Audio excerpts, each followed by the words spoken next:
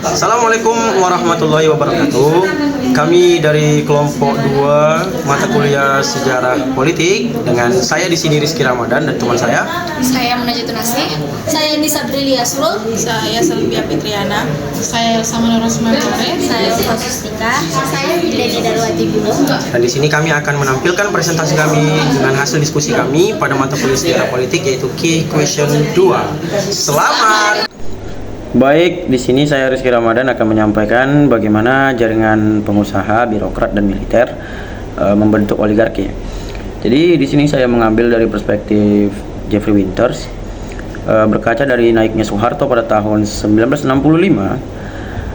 Pada masa itu Soeharto melanjutkan yang namanya ekonomi organik.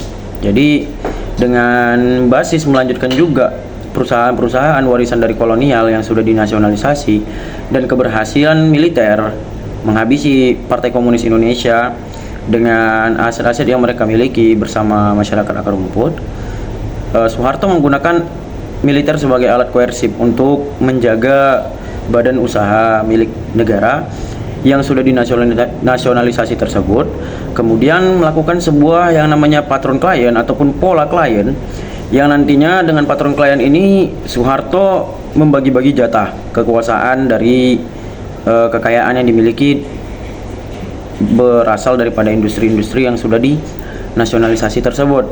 Nah, jauh sebelum ke sana, dalam pengertian Jeffrey Winters itu, oligarki itu terbentuk daripada aktor-aktor yang memiliki kekayaan secara material yang kemudian berusaha untuk mempertahankan kekayaan-kekayaannya tersebut.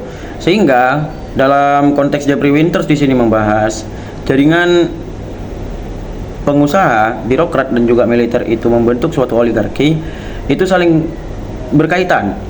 Nah, pengusaha memiliki kedekatan dengan pemerintah pada masa itu, yaitu kroni-kroninya Soeharto yang memiliki basis daripada beberapa badan usaha milik negara mendekati Soeharto selaku pemerintah di situ, dan hasil kedekatan tersebut pemerintah memberikan sebuah legalitas untuk mereka itu melakukan monopoli dan juga melakukan perluasan kekayaan dari perusahaan yang mereka miliki. Nah, selanjutnya militer di sini mengambil peran dan juga memanfaatkan kondisi itu, sehingga militer dengan kekuasaan teritorialnya yang mengakar dari pusat hingga ke daerah ikut juga mengamankan aset-aset para oligark ini tadi. Nah, sehingga 3 pilar utama oligarki itu terbentuklah menurut pandangan Jeffrey Winters dalam bukunya yang berjudul Oligarki tersebut. Perkenalkan, nama saya Samana Rosmane. Di sini saya akan membahas tentang question 2, yaitu bagaimana Soeharto mendapatkan akses terhadap ekonomi negara. Keluarga Soeharto secara efektif memanfaatkan kekuasaan politik untuk memperkuat kontrol ekonomi mereka di Indonesia sepanjang masa Orde Baru. Sejak Soeharto mengambil alih kekuasaan pada tahun 1966, kebijakan nasionalisasi yang diterapkan terutama di sektor minyak dan gas menjadi langkah awal yang memberikan keuntungan langsung bagi keluarga dan kroni-kroninya. Misalnya, setelah penunjukan Soeharto sebagai presiden, pemerintah Indonesia memperkuat Pertamina dan menjadikan perusahaan ini sebagai sumber pendapatan utama negara, sambil memberikan akses kepada anggota keluarganya untuk berpartisipasi dalam pengelolaan dan ekspansi bisnisnya. Soeharto juga memfasilitasi penciptaan hubungan antara pengusaha lokal dan perusahaan multinasional. Pengusaha lokal yang dimaksud yaitu ada dari PT-PT mitra penting, termasuk dari Jepang dan juga Amerika Serikat. Adapun pengusaha lokal yaitu Hutomo Mandala Putra atau Tommy Soeharto, dan perusahaan di sektor transportasi yaitu multinasional. Dan kemudian Soeharto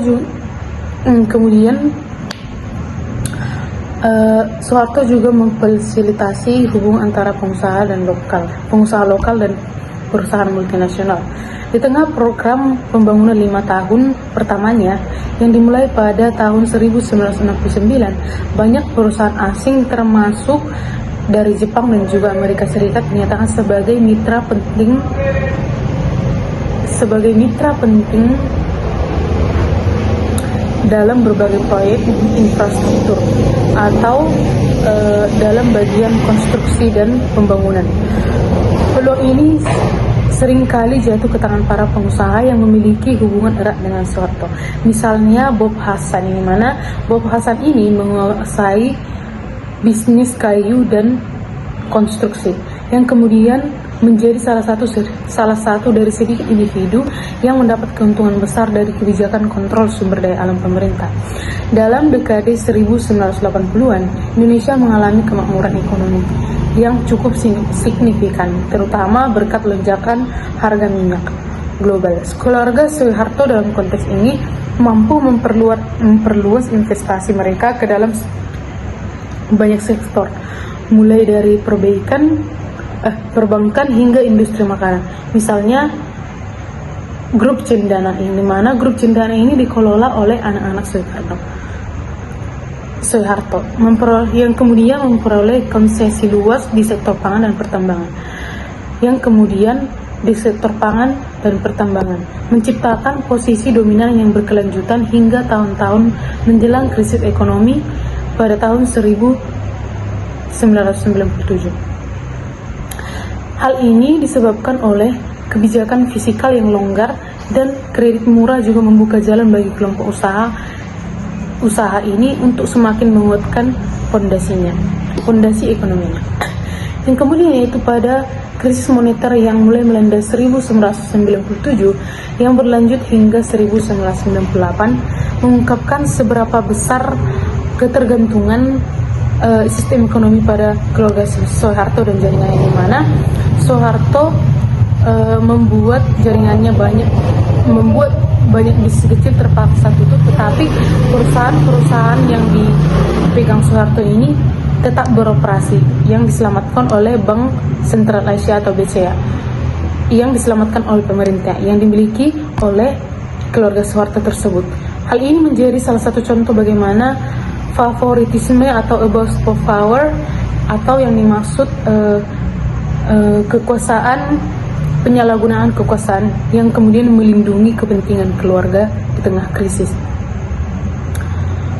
Yang kemudian yaitu ada sejarah mencatat bahwasannya keluarga Soeharto bukan hanya tentang akumulasi kekayaan pribadi, tetapi juga tentang menciptakan jaring kekuasaan yang solid yang memastikan kelangsungan rezim. Pada tahun 1980-an, kesuksesan pembangunan yang diraih dari hasil stabilitas dijamin oleh kerjasama dengan elit pemerintah dan privat.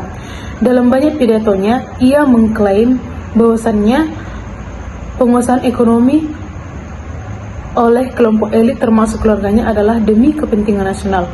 Pendekatan ini menjadikan nepotisme dan korupsi tidak terdeteksi dalam pandangan publik, yang dimana menunjukkan bagaimana ideologi dimanfaatkan untuk membenarkan perilaku berpotensi yang merugikan. Terima kasih. Perkenalkan, nama saya Sylvia Fitriana. Di sini saya akan mempresentasikan tentang bagaimana keluarga Soeharto mendapatkan akses ekonomi negara. Proses kenaikan Presiden Soeharto ke kursi presidenan. Yang pertama, peristiwa G30S yang terjadi pada tahun 1965 pasca pembunuhan Jenderal Soeharto selaku Yang pertama, peristiwa G30S pada tahun 1965 pasca pembunuhan Jenderal Soeharto selaku Pangkostrat mengambil alih kendali keamanan dan menumpas PKI. Yang kedua, Super Semar pada tanggal 11 Maret 1966, Soekarno memberikan mandat kepada Soeharto untuk memulihkan keamanan dan stabilitas negara. Yang ketiga, penunjukan pejabat presiden pada tanggal 12 Maret 1967. Majelis Permusyawaratan Rakyat sementara mencabut kekuasaan Presiden Soekarno dan menunjuk Soeharto sebagai pejabat presiden. Yang terakhir, pelantikan resmi 27 Maret 1968, Majelis Permusyawaratan Rakyat sementara menetapkan Presiden Soeharto sebagai Presiden Republik Indonesia yang kedua dan mengakhiri kekuasaan Soekarno. Mekanisme masuknya keluarga ke sektor perusahaan. Dalam rangka oligarki Winters, negara Orde Baru berfungsi sebagai pelindung kekayaan elit. Keluarga Soeharto memasuki sektor bisnis melalui mekanisme kapitalisme birokrat, yakni penggunaan jabatan politik untuk menciptakan peluang ekonomi eksklusif. Mekanisme tersebut yang pertama, akses terhadap sumber daya negara. Negara mengontrol distribusi kredit, lisensi impor, konsesi kehutanan, dan proyek infrastruktur. Proteksi ini menciptakan hambatan masuk barrier to entry yang tinggi bagi pesaing di luar jaringan kekuasaan. Kedua, monopoli dan proteksi industri. Strategi industrialisasi tutasi impor pada tahun 1970 sampai 80 memperkuat pola patronase negara terhadap kelompok bisnis tertentu. Kebijakan ini memungkinkan perusahaan yang terafiliasi dengan keluarga memperoleh hak monopoli dan proteksi tarif. Yang ketiga, kemitraan dengan pengusaha Tionghoa Indonesia. Terjadi simbiosis antara elit birokrasi dan kapitalis swasta. Elit menyediakan perlindungan politik, sementara mitra bisnis menyediakan modal dan manajemen. Yang keempat, yayasan sebagai instrumen ekonomi. Yayasan yang secara formal bersifat sosial seringkali mengelola aset besar. Model ini memungkinkan akumulasi kekayaan berlangsung dalam wilayah abu-abu antara publik dan privat. Kelima, entitas bisnis dan ekspansi kekayaan. Sejak booming minyak tahun 1970-an, negara memperoleh surplus besar dan sektor ekspor primer. Sebagian pendapat ini dialihkan untuk membangun sektor manufaktur dan proyek-proyek strategis yang dikendalikan jaringan kekuasaan. Selanjutnya, infrastruktur jalan tol. Proyek jalan tol menjadi simbol pembangunan Orde Baru sekaligus arena akumulasi kapital karena proyek infrastruktur bergantung pada keputusan pemerintah, penunjukan kontraktor, dan pengelolaan bersifat politis. Selanjutnya, telekomunikasi termasuk sektor strategi yang berada di bawah regulasi negara. Pengusahaan sektor ini berarti kontrol atas infrastruktur informasi dan arus komunikasi.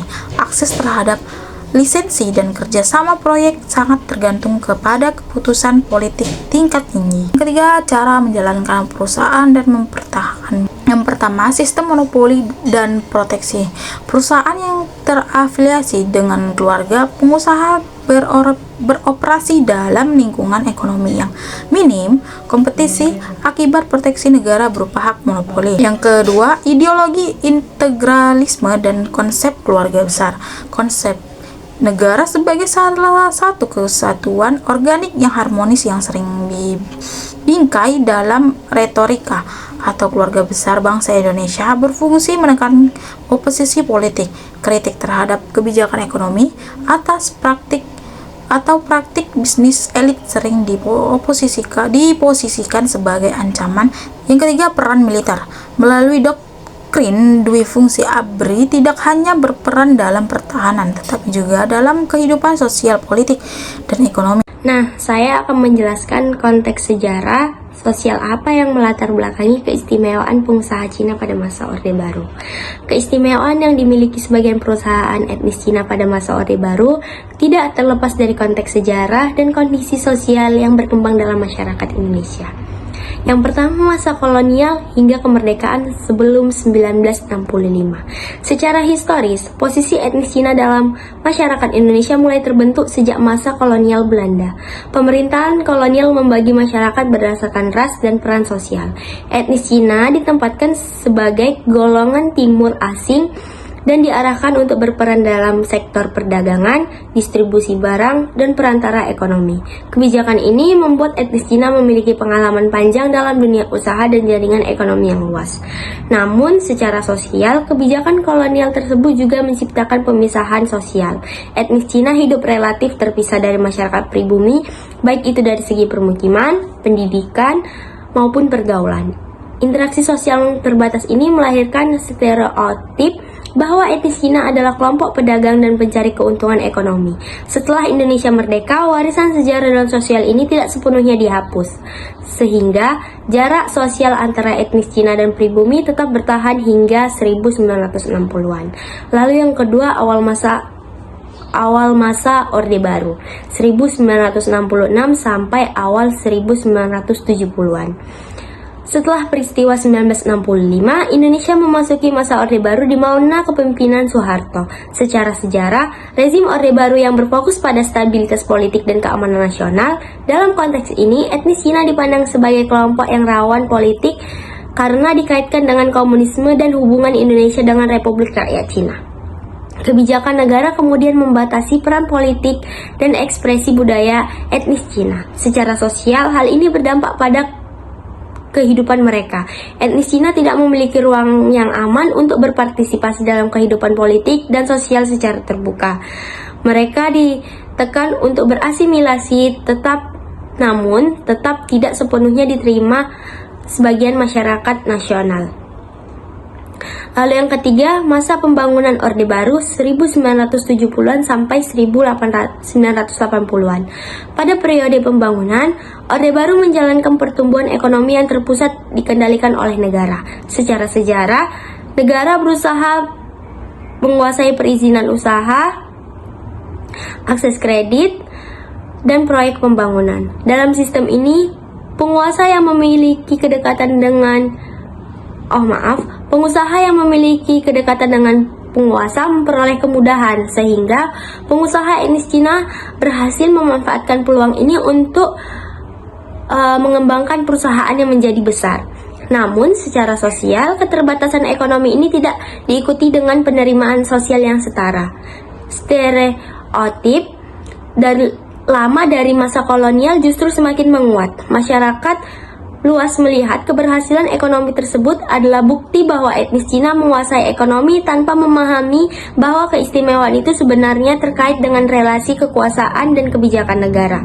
Kondisi ini menimbulkan kecemburuan sosial yang melebar jarak antara etnis Cina dan masyarakat pribumi. Negara Orde Baru berupaya serius mengatasi ketegangan sosial ini sehingga hubungan antara kelompok itu tetap utuh.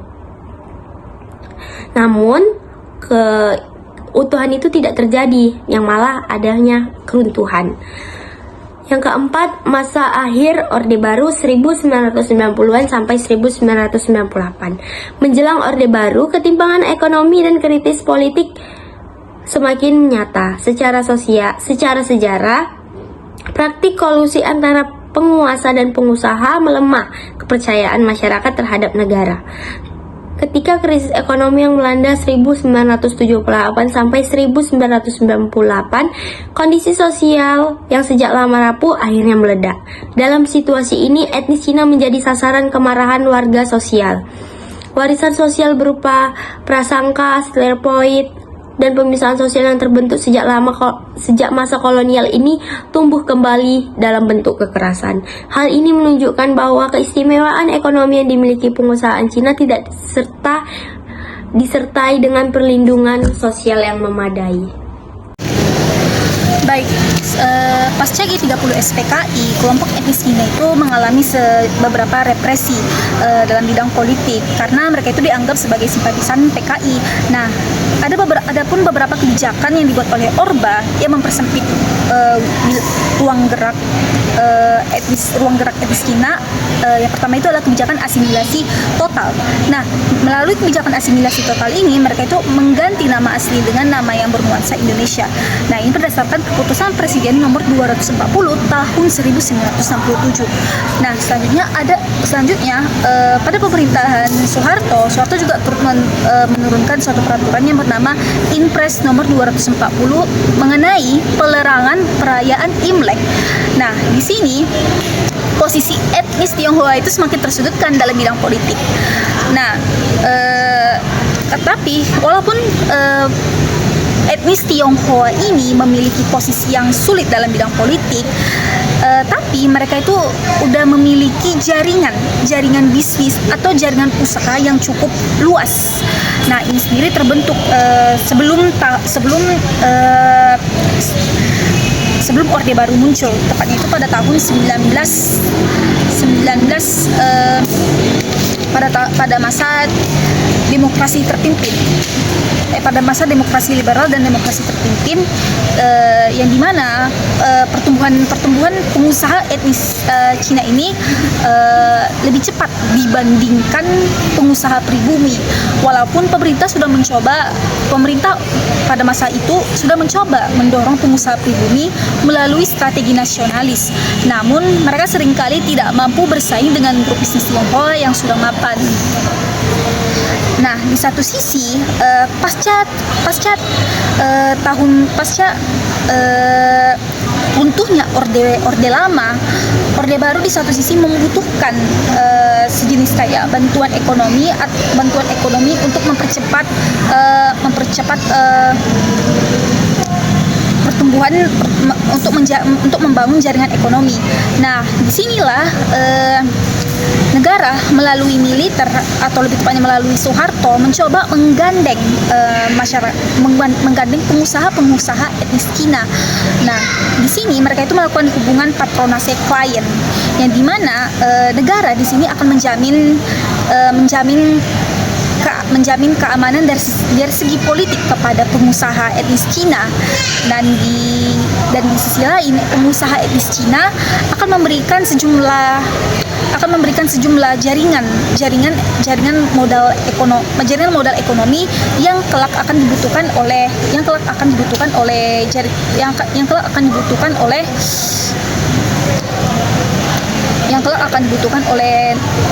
negara pasca runtuhnya demokrasi terpimpin.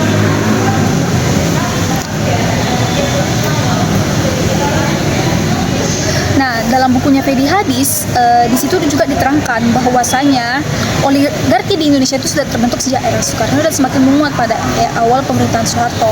Nah, para jenderal dan menteri tidak hanya menjalankan fungsi politik, tetapi juga membangun relasi erat dengan klien-klien bisnis mereka. Nah, mereka itu membangun relasi erat dengan klien-klien bisnis ini tidak terlepas dari peran pengusaha Cina. Nah, mereka juga dengan menguasai lembaga-lembaga strategi seperti Departemen Kehutanan, Departemen Perdagangan, Bulog dan Pertamina, para elit birokrasi politik bertindak sebagai penjaga pintu gerbang yang memiliki kewenangan mendistribusikan lisensi kredit, bank negara, konsesi serta kontrak pasokan. Nah, hubungan antara pengusaha dan penguasa ini seperti yang saya jelaskan tadi itu bersifat patronase klien, yang dimana negara di sini berfungsi sebagai patronase, dan di sini pengusaha etnis Cina berfungsi sebagai klien. Nah, baik, di sini saya akan membahas mengenai key question yang keempat, yaitu buruh di masa Orde Baru. Nah, jadi pada masa Orde Baru ini pemerintahan Orde Baru menata ulang organisasi buruh yang ada pada saat itu dengan memperhatikan dua faktor utama, yang dimana yaitu yang pertama faktor ekonomi, yang kedua yaitu faktor politik. Nah, jadi secara ekonomi tujuannya adalah untuk mengatasi inflasi yang cukup tinggi serta menarik investasi dan bantuan dari luar negeri. Nah, sedangkan secara politik setelah tahun 1965, pemerintahan ingin mencegah gerakan buruh yang mandiri atau gerakan buruh yang bisa menantang pemerintahan pada saat itu. Jadi setelah tahun 1965 itu, pemerintah yang baru berkuasa memiliki tugas politik yang penting, yaitu untuk mengantisipasi nih kemungkinan bangkitnya kelompok sayap kiri yang baru saja dikalahkan. Nah, karena itu pada awal masa Orde Baru, semua organisasi buruh diawasi dan dikontrol ketat oleh pemerintahan Orde Baru. Nah, yang dimana tujuannya adalah untuk mencegah kembali munculnya gerakan buruh yang bersifat mandiri atau berani menantang pemerintahan Orde Baru pada saat itu. Nah, kenapa gerakan buruh sangat dikontrol ketat pada saat itu? Karena hal ini tuh dilakukan karena sebelum masa Orde Baru, gerakan buruh yang dipimpin oleh SOPSI ini, yaitu Sentral Organisasi Buruh Seluruh Indonesia, itu memiliki hubungan yang cukup erat dengan Partai Komunis Indonesia, yaitu PKI. Sementara PKI adalah dianggap musuh utama bagi pemerintah Orde Baru, yang dimana pada saat itu yang dipimpin oleh militer. Nah, pada masa Orde Baru ini, pemerintahan sangat menekankan keamanan dalam mengatur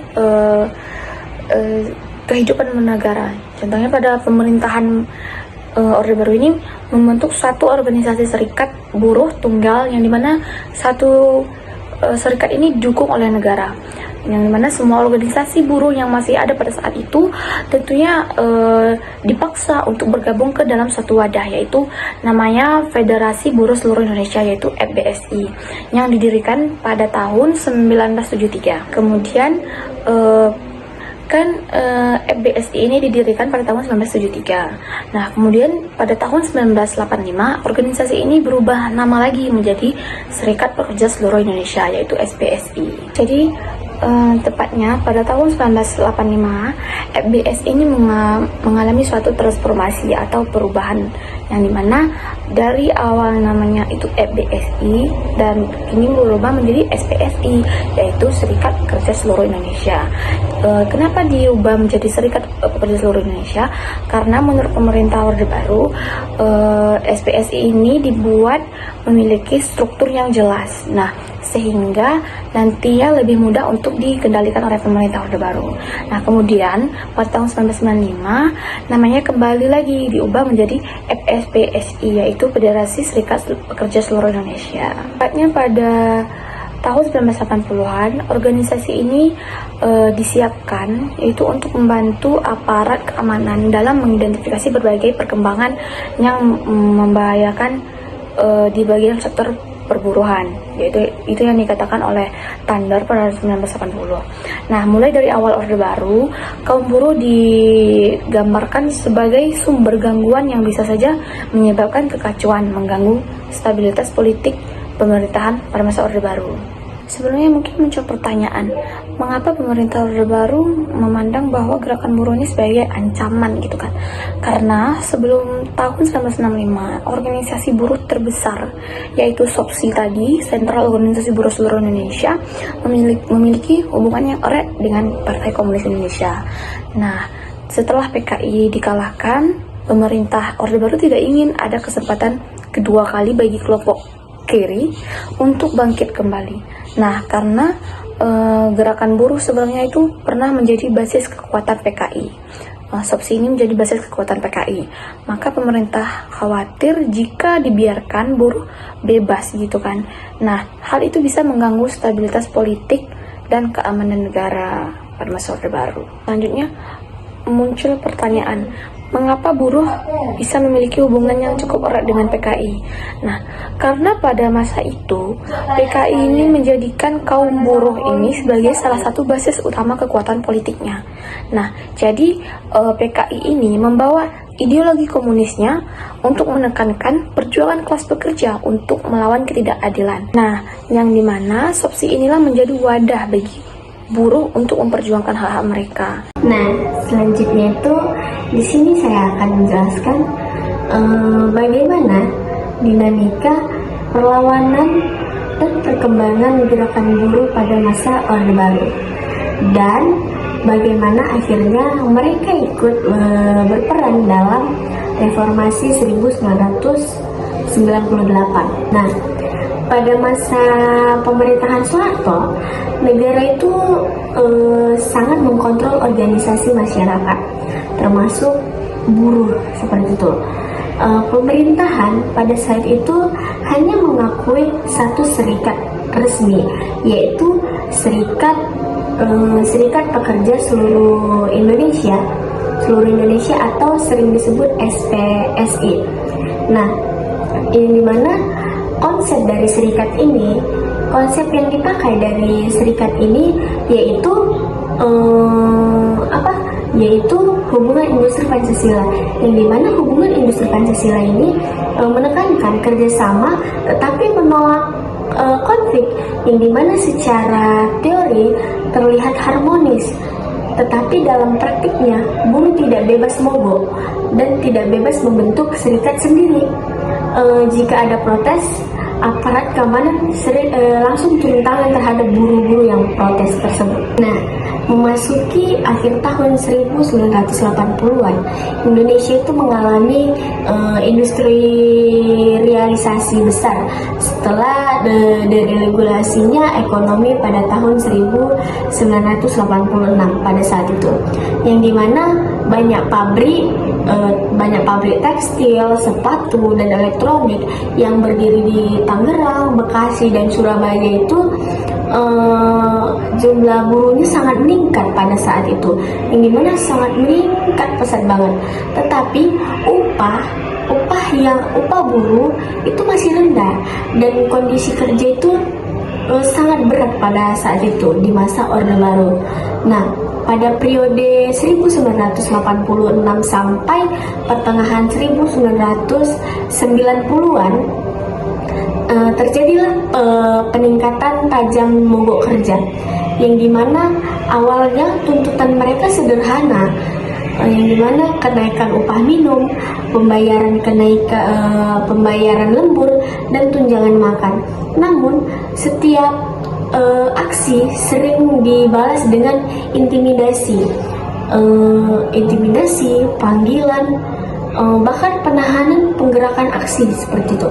Nah, karena merasa SPSI tidak benar-benar membela kepentingan mereka, pada tahun 1992 berdirilah Serikat Buruh Sejahtera Indonesia atau SBSI, yang dimana SBSI ini dipimpin oleh Muchtar Pakpahan, yang dimana di sini adalah titik penting karena pertama kalinya muncul serikat independen yang secara terbuka menentang monopoli negara. Pemerintah menolak mengakui SPSI dan menangkap para aktivisnya. Tetapi justru dari sini gerakan buruh semakin dikenal luas. Perjuangan mereka tidak lagi hanya soal ekonomi, tetapi juga soal kebebasan berserikat dan hak demokrasi. Nah, selanjutnya pada tahun 1993 terjadi kasus yang sangat mengguncang, yaitu kematian Marsina. Pasti kita semua tahu Marsina itu siapa sih sebenarnya. Nah, di sini pada saat itu kematian Marsina di Sidoarjo, yang dimana Marsina ini adalah seorang buruh pabrik arloji atau seperti yang kita kenal sekarang itu pabrik jam, yang ikut memimpin mogok menuntut upah sesuai keputusan pemerintah daerah. Nah, setelah memperjuangkan hak rekan-rekannya, ia menghilang. Tidak beberapa lama dari situ, Marsina ini menghilang dan kemudian ditemukan meninggal dunia. Yang dimana kasus ini sangat memicu kemarahan nasional dan internasional, yang dimana Marsina menjadi simbol bahwa negara menggunakan kekerasan itu untuk membungkam buruh. Nah, selain itu LSM seperti Yayasan Lembaga Bantuan Hukum Indonesia atau sering disebut YLBHI, yang dimana memberikan bantuan hukum kepada buruh yang ditangkap dan membantu meningkatkan kesadaran hukum mereka, yang dimana aktivitas buruh mulai membangun jaringan solidaritas yang lebih luas. Nah, ketika krisis moneter Asia terjadi pada tahun 1993, situasi semakin parah, yang dimana banyak perusahaan bangkrut, terjadi PHK massal, dan harga kebutuhan pokok itu melonjak, yang dimana upah buruh turun drastis secara terang-terangan, yang dimana dalam kondisi ini buruh tidak lagi hanya menuntut kenaikan upah, tetapi juga menuntut perubahan sistem politik mereka, yang dimana mereka bergabung dengan mahasiswa dan kelompok pro demokrasi dan mendoktrasi besar pada tahun 1998, yang dimana di situ mereka menuntut pengunduran diri terhadap Soeharto. Nah, pada akhirnya pada Mei 1998 Soeharto mundur dari jabatannya sebagai presiden. Setelah itu kebebasan mereka dibuka dan banyak serikat buruh independen bermunculan. Nah, dari buku yang telah saya baca menurut Fedi Hadis yang dimana beliau mengatakan pengalaman ini menunjukkan bahwa meskipun buruh ditekan dalam struktur perkembangan sebagai struktur kekuasaan yang otoriter, tetapi mereka tetap berkembang sebagai kekuatan sosial yang penting dan ikut mendorong perubahan politik di Indonesia. Nah, jadi inti dari semuanya ini yaitu teman-teman, gerakan buruh pada masa Orde Baru memang sangat ditekan, tapi tidak pernah berhenti. Mereka berkembang dan dituntut ekonomi menjadi tuntutan politik dan akhirnya menjadi bagian dari gerakan reformasi pada tahun 1998.